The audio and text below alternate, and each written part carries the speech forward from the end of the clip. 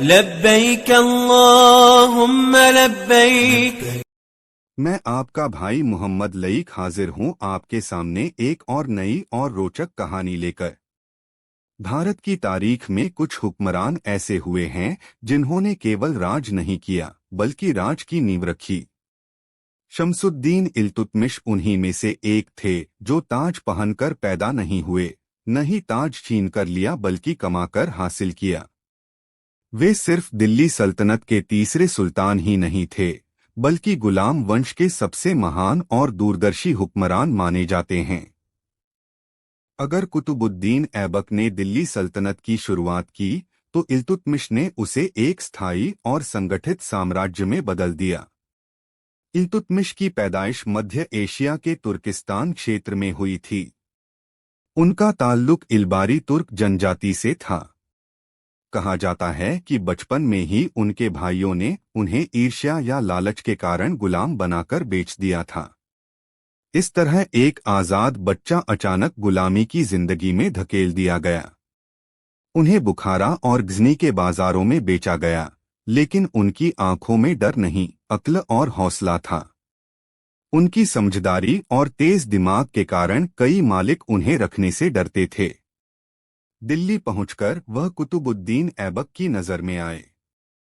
आखिरकार वे कुतुबुद्दीन ऐबक के हाथों खरीदे गए, जो उस वक्त भारत में गोरी सल्तनत के प्रमुख सेनापति थे। ऐबक ने उनकी जहानत पहचान ली। यहीं से इल्तुतमिश की किस्मत बदलनी शुरू हुई। इल्तुतमिश ने वफादारी दिखाई, जंगें लड़ी। ऐबक ने इल्तुतमिश में कुछ असाधारण देखा। इल्तुतमिश न केवल बहादुर थे बल्कि राजनीतिक समझ रखते थे। उनकी अंदर क़यादत की अहलियत भी थी, और सबसे अहम वह वफादार और अनुशासित थे।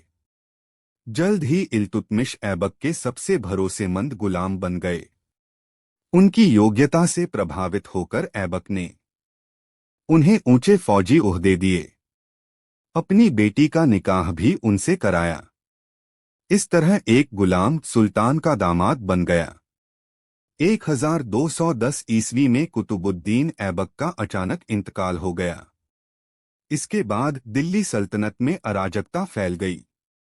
लाहौर में आराम शाह को सुल्तान घोषित किया गया, लेकिन वह सुल्तानी के लायक नहीं था।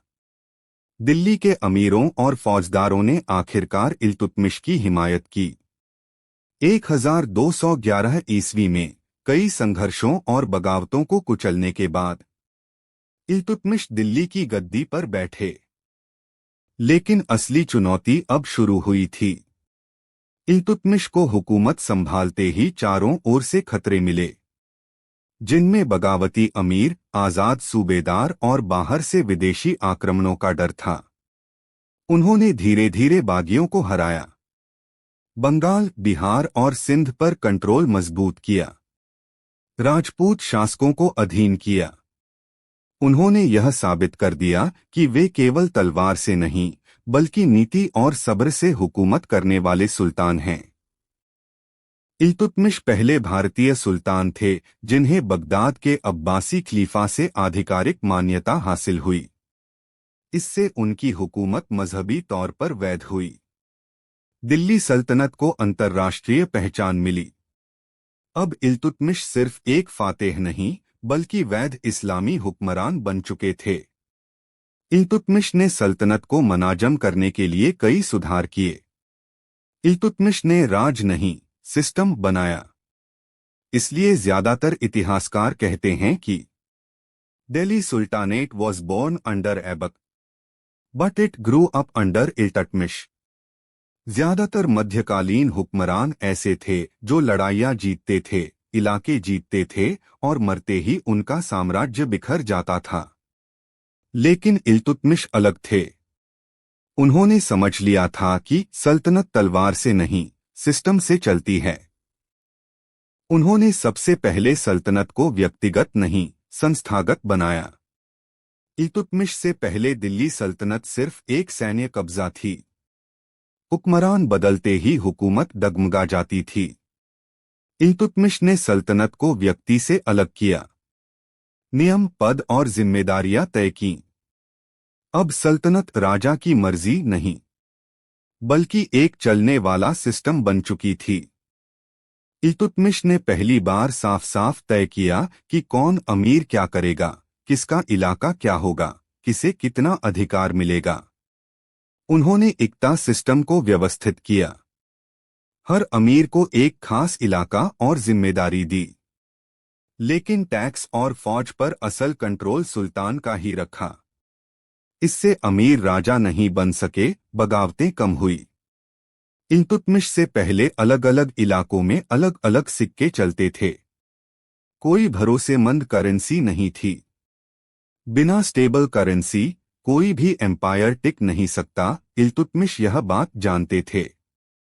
इल्तुतमिश ने चांदी का टका, तांबे का जिटल चलवाया। पहली बार पूरी सल्तनत में एक जैसी करेंसी। इससे तिजारत बढ़ी, टैक्स सिस्टम मजबूत हुआ। इल्तुतमिश ने अमीरों की मनमानी रोकी, इंसाफ को सिर्फ ताकतवरों तक महदूद नहीं रहने दिया। उनके दरबार में अमीर और गरीब के लिए एक ही कानून था और सजा में कोई पक्षपात नहीं था। इससे आम जनता में सल्तनत पर भरोसा पैदा हुआ। इल्तुतमिश ने 40 तुर्की अमीरों का तुर्काने छलगानी नाम से एक समूह बनाया। ये अमीर ताकतवर थे पर आजाद नहीं। इल्तुतमिश ने उन्हें आपस में संतुलन में रखा। किसी एक को बहुत ताकतवर नहीं बनने दिया। ज्यादातर राजा सोचते थे कि मेरे बाद कौन। इल्तुतमिश सोचते थे मेरे बाद सल्तनत कैसे चलेगी। इसीलिए उन्होंने योग्यता को वंश से ऊपर रखा। इल्तुतमिश जानते थे कि उनके बेटे हुक्मरानी के लायक नहीं हैं। इसलिए उन्होंने अपनी बेटी रजिया को अपना उत्तराधिकारी चुना। यह फैसला अपने समय से बहुत आगे की सोच का था। हालांकि अमीर इसकी मुखालफत में थे, लेकिन इल्तुतमिश अपने फैसले पर अडिग रहे। यही वजह थी कि उनके इंतकाल के बाद रजिया सुल्ताना भारत की पहली महिला सुल्तान बनी। ये फैसला सदियों तक याद रखा गया। इतिहासकारों के अनुसार अगर इल्तुतमिश न होते तो दिल्ली सल्तनत ऐबक के साथ ही खत्म हो जाती। इल्तुतमिश ने जीत नहीं गिनी, उन्होंने व्यवस्था खड़ी की।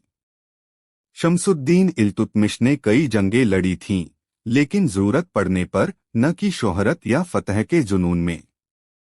यही बात उन्हें बाकी सुल्तानों से अलग बनाती है। सुल्तान बनते ही इल्तुतमिश को कई बगावतों को झेलना पड़ा।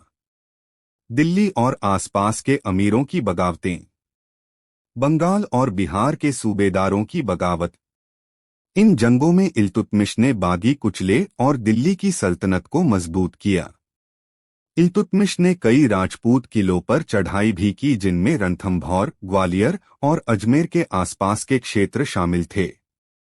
उनका मकसद दिल्ली की सीमाओं को महफूज करना और बार बार होने वाले हमलों को रोकना था। 13वीं सदी की शुरुआत में दुनिया का सबसे भयानक नाम था चंगेज खान। पूरा मध्य एशिया उजड़ चुका था। शहर के शहर मिटा दिए गए थे। बुखारा, समरकंद, ख्वारज़्म सब राख बना दिए गए थे। इतिहासकार लिखते हैं, जहां मंगोल पहुंचते वहां घास भी दोबारा नहीं उगती थी। जलालुद्दीन मंगबरनी ख्वारज़्म साम्राज्य का आखिरी सुल्तान था। उसने चंगेज खान से टक्कर ली और भयंकर हार मिली। वह जान बचाकर भागता हुआ सिंध नदी पार करके भारत पहुंचा। अब वह इल्तुतमिश के दरबार में था। उसकी मांग थी कि मुझे पनाह दो, मैं मंगोलों से फिर लड़ूंगा। अब इल्तुतमिश के सामने सबसे खतरनाक दुविधा थी। इल्तुतमिश के पास 3 रास्ते थे। पहला, मंगबरनी को पनाह देना, जिसका मतलब होता मंगोल सीधे भारत पर हमला करते और दिल्ली सल्तनत तबाह हो सकती थी। दूसरा रास्ता, मंगबरनी को मंगोलों को सौंप देना। इससे इल्तुतमिश की छवि धोखेबाज की बनती और मुस्लिम दुनिया में बदनामी होती। तीसरा रास्ता था चालाक खामोशी, जो उन्होंने चुनी।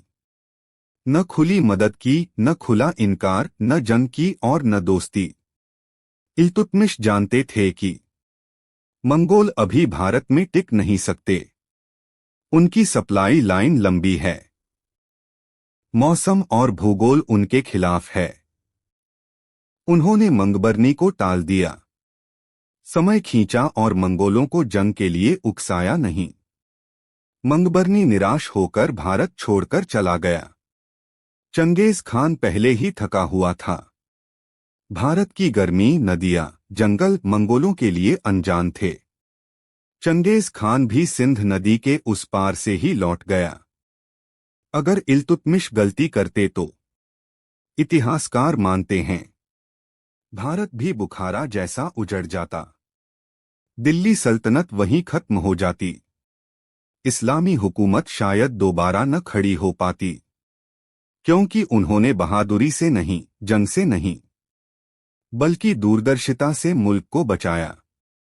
इतिहास में शायद ही कोई हाकिम ऐसा होगा जिसने यह न कहा हो कि यह जंग जीतना बहादुरी नहीं, बल्कि बेवकूफ़ी होगी। इतिहासकार जियाउद्दीन बर्नी ने कहा, इल्तुतमिश की नीति ने हिंदुस्तान को मंगोल क़यामत से बचाया। आधुनिक इतिहासकार भी मानते हैं कि यह भारत का सबसे सफल नॉन मिलिटरी डिफेंस था। यह भारतीय इतिहास का सबसे बुद्धिमान कूटनीतिक निर्णय था। यह उनकी जिंदगी की सबसे बड़ी जंग थी जो उन्होंने न लड़कर जीती और भारत को महफूज रखा। 1236 ईस्वी में शमसुद्दीन इल्तुतमिश का इंतकाल हो गया। उनकी विरासत एक संगठित दिल्ली सल्तनत, मंगोलों से सुरक्षित भारत, मजबूत प्रशासनिक ढांचा और एक ऐतिहासिक महिला हाकिम थी। इल्तुतमिश की जिंदगी इस बात का सबूत है कि जन्म नहीं, योग्यता महान बनाती है। तलवार से ज्यादा दूरदर्शिता ताकतवर होती है। एक गुलाम जिसने तारीख की धारा मोड़ दी। एक सवाल जो हमेशा इतिहासकारों के ज़हन में उठता है कि अगर इल्तुतमिश न होते तो क्या दिल्ली सल्तनत टिक पाती? तो दोस्तों, यह थे शमशुद्दीन इल्तुतमिश, लेकिन आज हम इनके बारे में कुछ जानते ही नहीं हैं। हमें चाहिए कि हम अपने बच्चों को अपने गुजरे हुए इन नायकों की सच्ची कहानियों को सुनाएं और अपनी शानदार तारीख के बारे में बताएं। साथियों, ये काम हमें ही करना होगा, कोई फिल्म, सीरियल या स्कूल इन कामों को नहीं करेगा। तो दोस्तों, इसी तरह की और वीडियो देखने के लिए मेरे चैनल हीरोज ऑफ हिजरी को सब्सक्राइब करें और वीडियो को अपने दोस्तों में शेयर करना न भूलें। और हाँ, अब YouTube ने हमें थैंक्स और ज्वाइन का बटन भी दे दिया है, तो प्लीज़ इस बटन का इस्तेमाल भी ज़्यादा से ज़्यादा करें, जिससे हम और अच्छी तरह वीडियो बनाने में अहल हो सकें।